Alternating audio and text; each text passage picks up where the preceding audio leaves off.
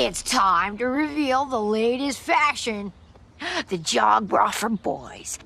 How do you like me now? He's kinda gay. Gameover was a 3D adult animated sitcom that aired on UPN, taking place within the realm of video games, centering on the Smashenburn family. There's Rip, the stock car driver dad that doesn't quite understand his kids, or his wife for that matter. Raquel, a Lara Croft type that is probably the most responsible of the family. Alice, the angsty teenager. Billy, the dumbass teenager. And there's Turbo, a degenerate spawn from hell who blackmailed the Smashenburn family into keeping him as a pet after witnessing Rip accidentally committing an act of domestic terror. This was a series being primed to be UPN's big adult animated hit. Press seemed positive at least. It got canned after 6 episodes. Now, I'm having trouble finding the exact reason why, so I'm just gonna put my best theory forward and assume it was a combination of a bunch of things. Those being that, 1, it was a 3D animated series in the 2000s, probably making it one of the more expensive shows to air. Number 2, there's the fact that it was on UPN. That was a network that could never really reach the same ratings as primetime competition such as NBC, Fox, or even ABC. And the show aired in 2004, only 2 years away from UPN merging with the WB to form the CW. And it's still probably the least viewed of the major broadcast channels in this country. So yeah, expensive production and lack of viewership is not exactly the best combination if you want your show to survive on cable. But was this show deserving of a small audience and an early cancellation? Truth is, I don't know. This is a show that leaves me conflicted about its very existence. On one hand, the 2004 jank of computer-generated animation does not leave the show having the most attractive art direction. On the other hand, it could have been worse. Art aside, the writing is just pretty inconsistent, I would say. There's some actually clever shit in here.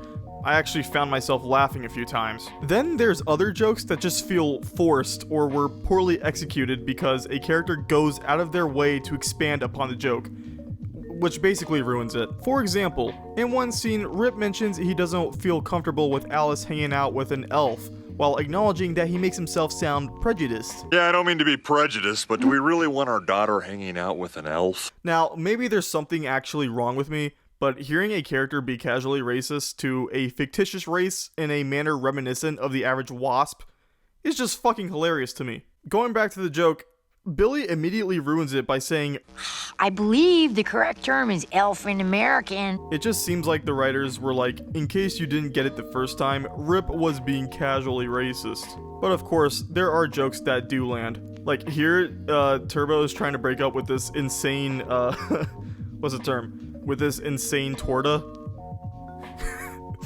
that he hooked up with. And the way he does it is by basically coming out as red-pilled. We were made for each other, Turbo. And if I have to kill you to prove it, I will. But I'm a Republican, okay? I said it. Are you happy now? Are you happy?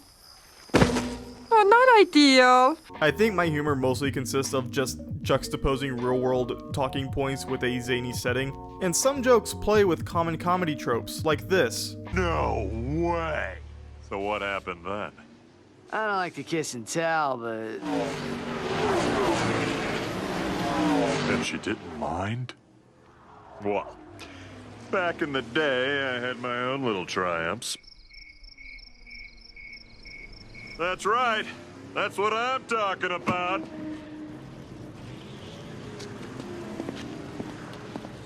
And then there are some gags where I just found myself saying, well, that's definitely a creative choice. For example, Alice convinces a trio of Dead or Alive extreme characters that women dressing conservatively and not flaunting their bodies is feminist. And these girls take it to another extreme by wearing full burqas by the end of the episode. The complete lack of expectation for this visual fucking fried me. Why are you here? Touchdown!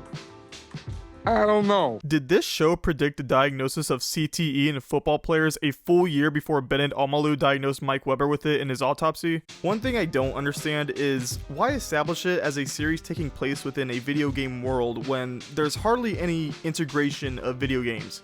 Now, yes, Video game aesthetics are well found in here, but the idea that everyone is a video game character is never acknowledged. Okay, Rip is a race car driver, not a character in a racing game. Raquel is a treasure hunter, not the playable protagonist in a platform shooter. I don't know if what I'm saying is making any sense. I just think if this was a setting where nothing made logical sense, you know, something akin to The Amazing World of Gumball, it would have worked out just as well, but it's not like it's a huge complaint, it's just me being nitpicky. Now, one thing that is a huge complaint is the pacing. Good God, the pacing. Each episode operates at a breakneck pace. There's always 2, oftentimes 3 different story angles happening in the same episode. And since this is a half-hour sitcom, the story is moving faster than my wife's hand signing the divorce papers.